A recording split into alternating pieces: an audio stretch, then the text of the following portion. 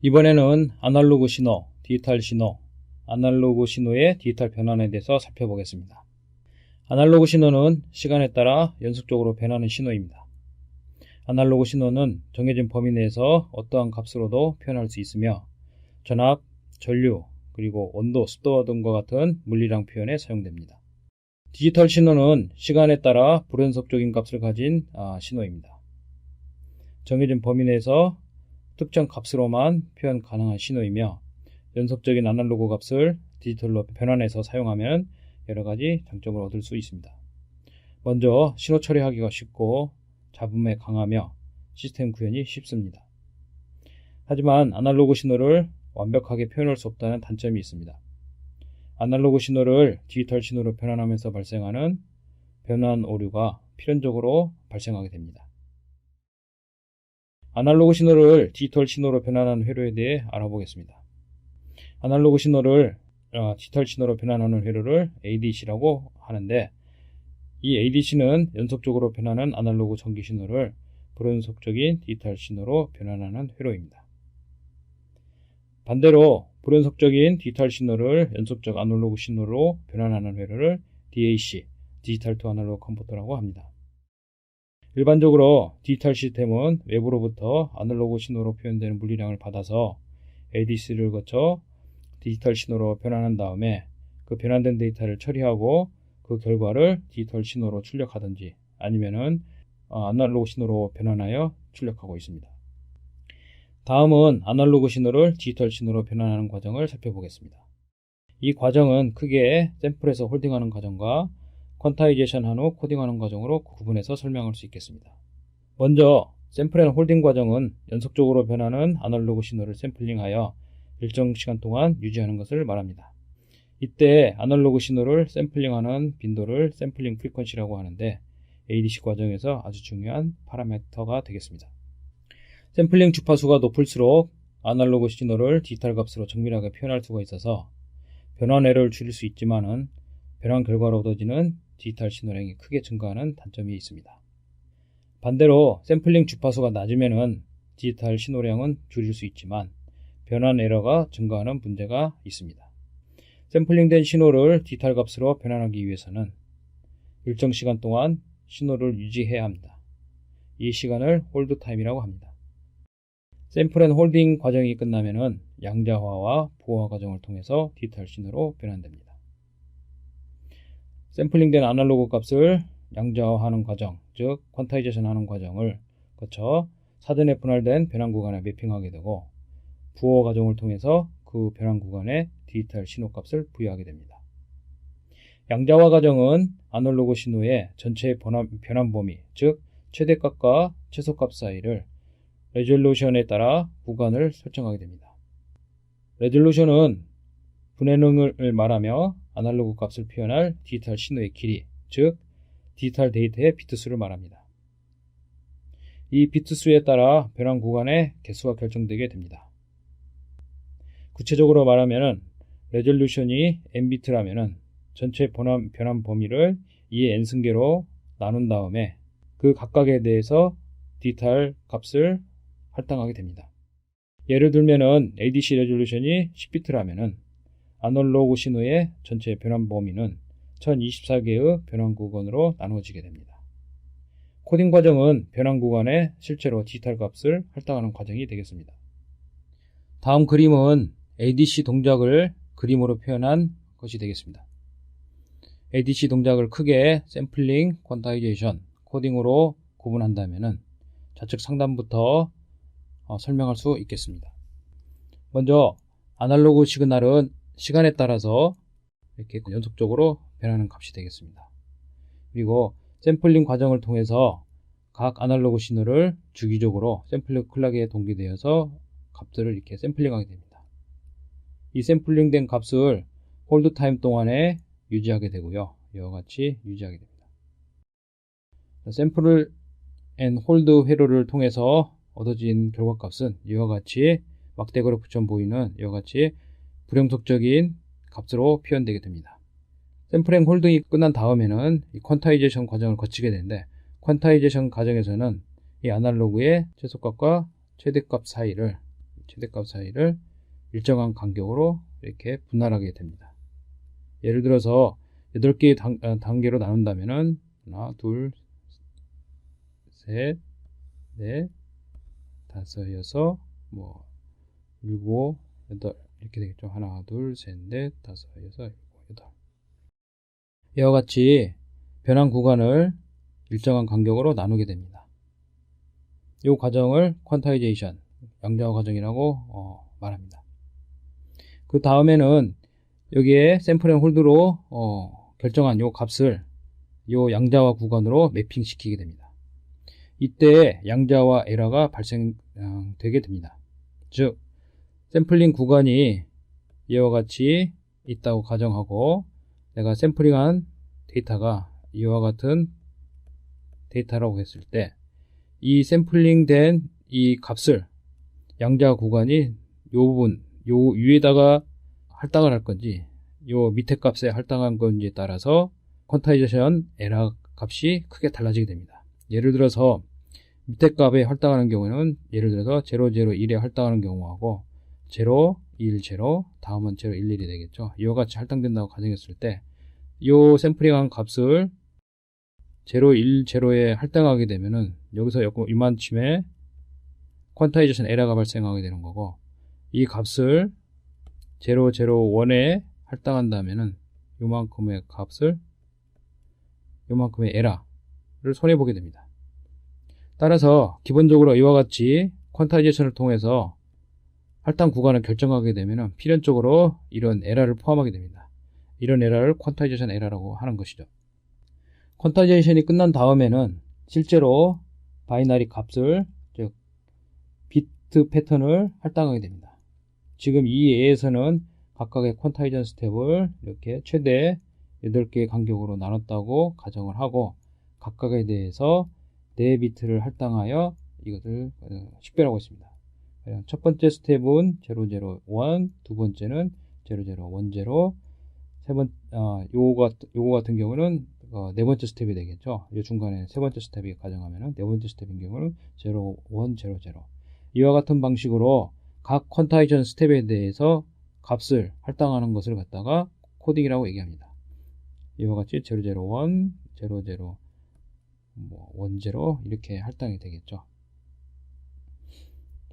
요 할당된 데이터의 비트 수는 내가 원하는 레졸루션이 얼마이냐에 따라서 레졸루션 분해능이 얼마이냐에 따라서 이 할당되는 비트 수가 결정되게 되겠습니다. 다음은 이러한 아날로그 디지털 컨버전을 하는 방법에 대해서 알아보도록 하겠습니다. ADC를 구현하는 방법이 여러 가지가 있는데요. 가장 간단한 방법이 다이렉트 컨버전 ADC입니다.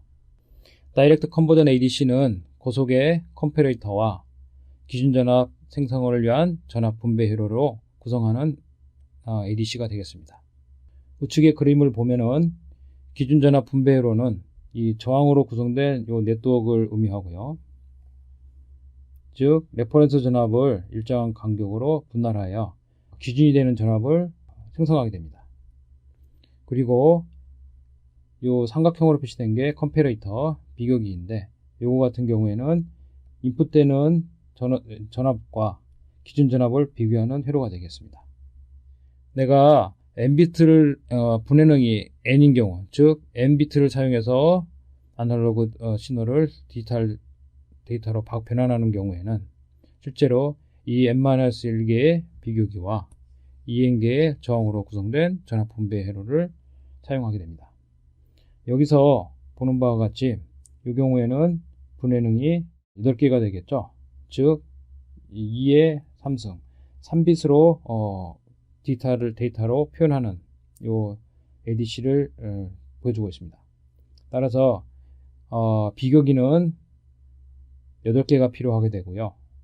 그리고 이 네트워크에 사용되는 저항은 둘, 넷, 여섯, 마찬가지로 8, 밑에 레퍼런스까지 하면 9개가 되겠죠.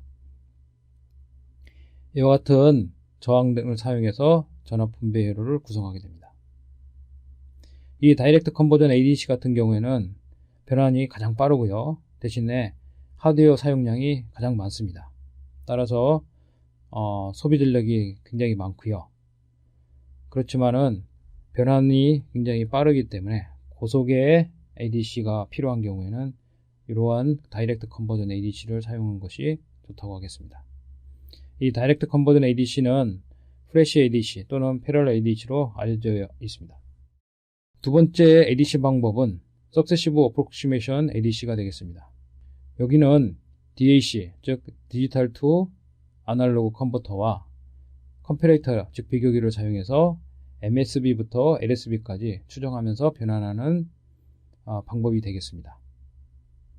즉 회로의 구성은 SAR, 즉 Successive Approximation Register, 실제 변환값을 저장하는 레지스터가 되겠고, DAC, 즉 디지털 값을 아날로그 값으로 변환하는 회로가 되겠습니다.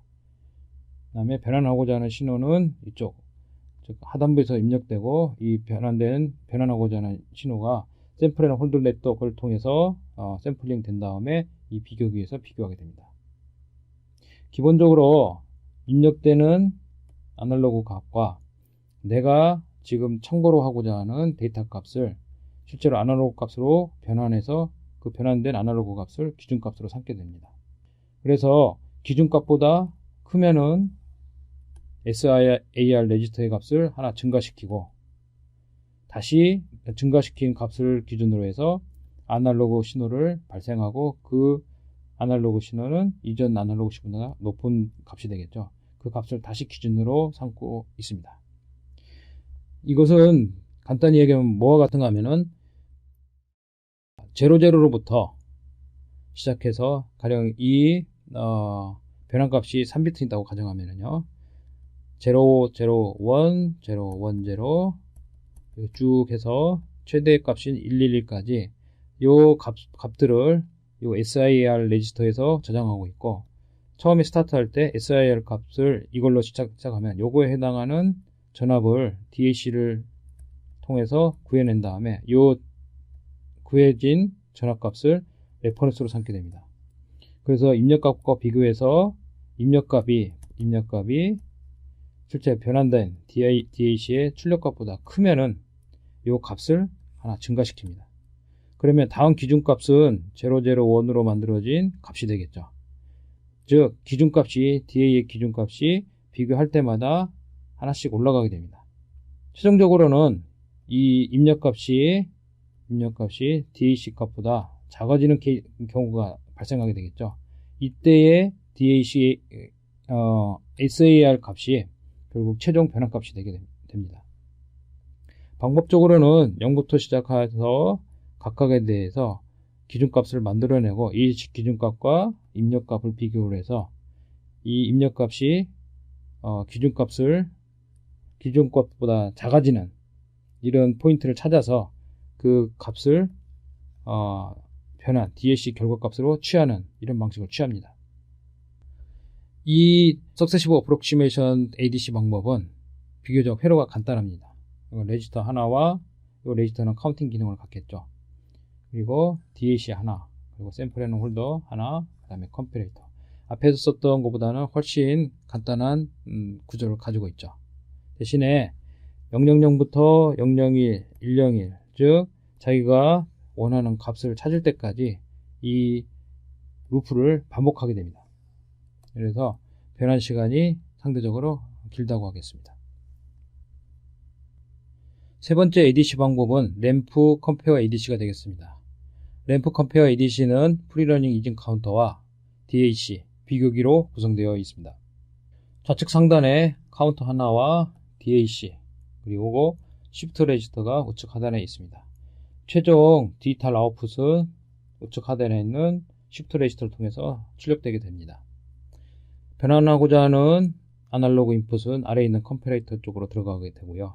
컴패레이터의 기준 전압은 이 부분은 카운터를 통해서 생성된 디지털 값을 DAC를 통해서 아날로그 변환한 값이 기준 전압이 되게 됩니다.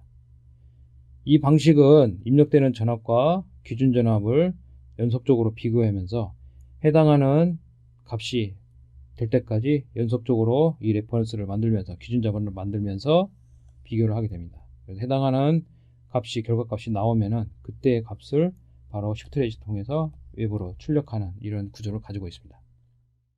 이 램프 컴페어 ADC는 변환값에 따라서 변환 속도가 차이가 발생해서 안정적인 변환 주기가 필요한 경우에는 사용하기가 쉽지 않습니다. 즉 아날로그 전압이 높으면은 변환 시간이 길어지고 낮으면은 변환 시간이 짧게 되겠습니다. 그 이유는 카운터를 지속적으로 증가시키면서 레퍼런스 전압을 높여가면서 원하는 값이 나올 때까지 비교를 하기 때문에, 즉 입력되는 아날로그 전압 값이 높은 경우에는 변환값이 길어질 수밖에 없습니다. 이러한 방식의 램프 컴페어 ADC는 스테어 스텝 램프 또는 카운터 ADC로 불려지기도 합니다. 다음은 ADC 변환 에러에 대해서 알아보겠습니다.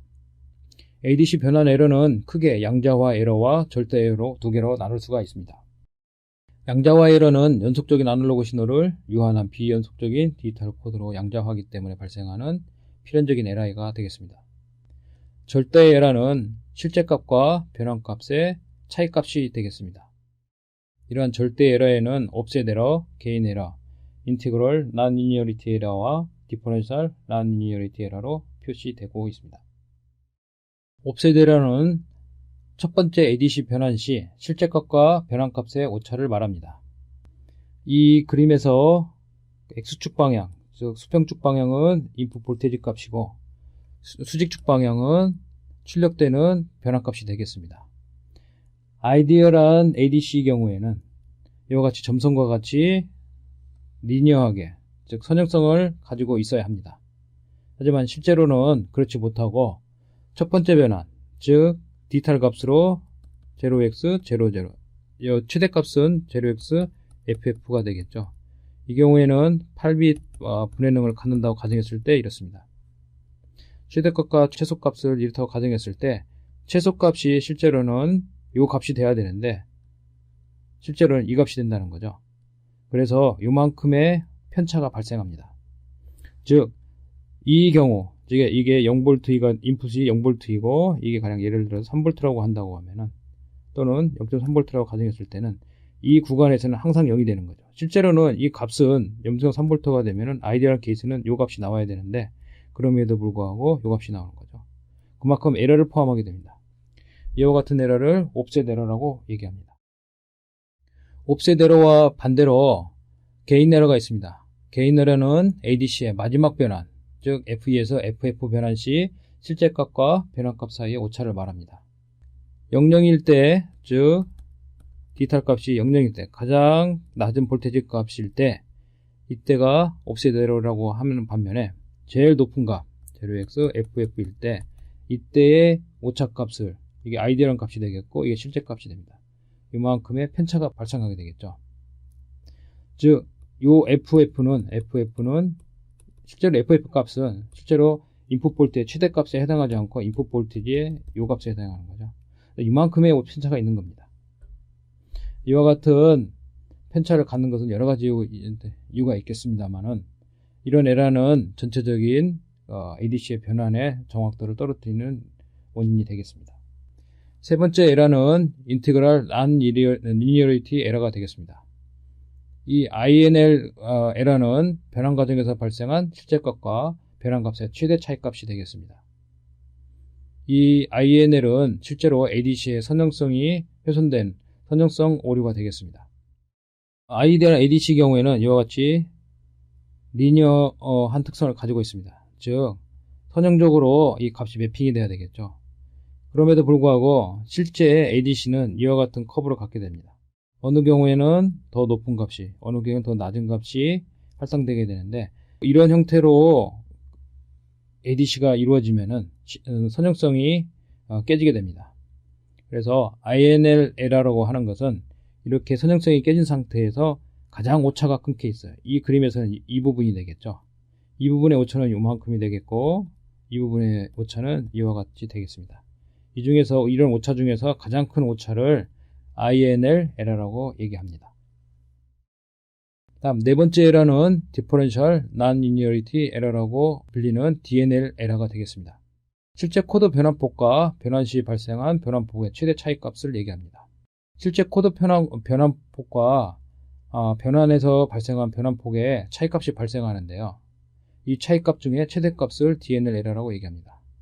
변환폭이라고 하는 것은 다음 변환까지의 입력 신호의 변동폭을 얘기합니다. 리니어한 경우에는 완벽한 계단이 되겠죠. 리니어한 경우는 이와 같이 계단이 형성되는데 이 계단의 이 폭이 항상 일정하게 되겠습니다.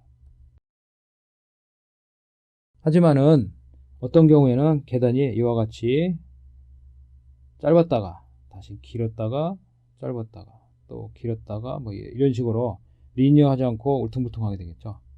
이럴 경우에 에러를 얘기합니다. 즉 여기는 원래는 이와 같이 넓어야 되는데 좁아지는 케이스. 여기는 두 번째 계단에서는 이와 같이 이 정도의 사이즈여야 되는데 이보다 훨씬 늘어지는 거죠.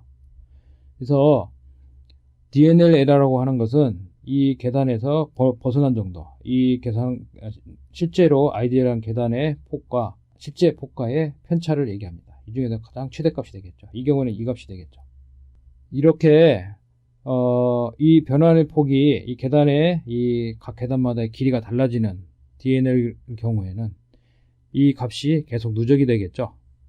사실은 여기에 아이디얼한 케이스는 이와 같이 배정되는 케이스가 되겠죠. 이와 같이. 그렇지만은 여기서 이렇게 편차가 발생하면은 그 다음 변환은 이와 같이 되겠죠. 즉, 요 부분에서 그 편차가 발생하는 거가 되겠습니다. 다음은 ADC 선택 기준에 대해서 알아보겠습니다. ADC를 선택하는 기준은 아래와 같이 크게 6가지로 나눌 수 있습니다. 먼저 변환 속도입니다. ADC 변환 속도는 ADC의 성능을 좌우하는 가장 중요한 팩터가 되겠습니다. 일반적으로 변환 속도가 100 마이크로세컨드 이하가 되면은 고가의 ADC가 되겠습니다. 두 번째는 해상도가 되겠습니다. 앞에서 설명한 바와 같이 해상도는 실제로 샘플링한 값을 표현하는 디지털 데이터의 양을 결정하기 때문에 해상도가 높으면 높을수록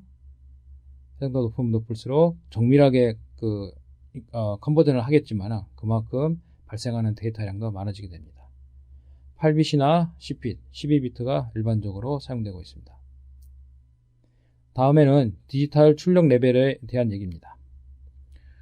ADC가 결국에는 디지털 회로에 연결되기 때문에 디지털 회로의 특성에 맞춰서 ADC의 출력 레벨을 TTL 레벨로 할 건지 아니면 15수 레벨로 할 건지 이런 것들을 연결할 디지털 회로의 특성에 맞춰서 선택해야 됩니다. 다음은 온도 변화에 따른 변환의 안정성에 대한 얘기입니다. 즉 온도 변화에 따라서 ADC의 변환 에러가 변하지 말아야 됩니다. 크게 변동하지 말아야 합니다. 이런 것들을 ADC의 안정도라고 얘기합니다. 다음에는 아날로그의 입력 범위가 되겠습니다. ADC에 입력되는 아날로그 신호의 입력 범위값은 대단히 중요하다고 할 수 있겠습니다. 그래서 ADC를 선택할 경우에 내가 변환하고자 하는 아날로그 신호의 최소값과 최대값을 정확하게 알고 거기에 맞는 ADC를 선택하는 것이 필요하겠습니다. 다음에는 입력되는 아날로그 신호의 극성에 대한 얘기가 되겠습니다.